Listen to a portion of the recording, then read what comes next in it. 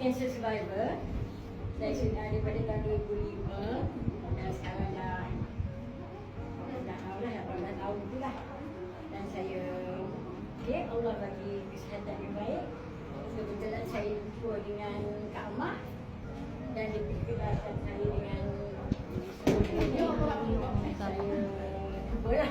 Sebab masa tu pas saya kena kanser, saya ambil kemoterapi, laser semua, banyaklah penyakit lain dalam tubuh ada. Ya, sendi sakit, saraf sakit kan, lepas tu ada kecemasan ada. Jadi bila saya ambil macam ni, saya pakai sendiri tu, saya tak jual pun lagi, saya pakai. Lepas dah sihat saya ni, baru saya nak buat proses saya. So, saya tu sakit, ramah sakit. Jadi bila saya pakai tu, alhamdulillah, sakit saraf tak ada. Kecemasan tu menurun lah.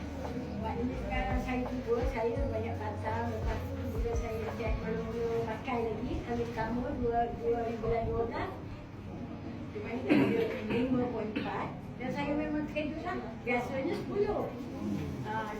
Lepas tu sepanjang sebulan tu memang 5 lebih je, tak lebih daripada 8. Dan saya cubalah nak makan macam makanan daripada yang banyak kita pantang, kek ke, biskut ke, apa-apa lah. Buah ke, sebab orang Cina ni, buah tak boleh makan banyak. Sikit je makan, sedurang lah. Kalau buah anggur pun 3 biji dia sehari. Jadi saya cuba makan lebih, dan kecemasan tak naik. Tak naik, dia okey lah. Dan daripada situ lah saya koyaklah proses saya mana ada penyakit kecemasan, darah tinggi, kolesterol ni, saraf. Saya cuba lah kenal, aku kerja dengan medis. Tak boleh.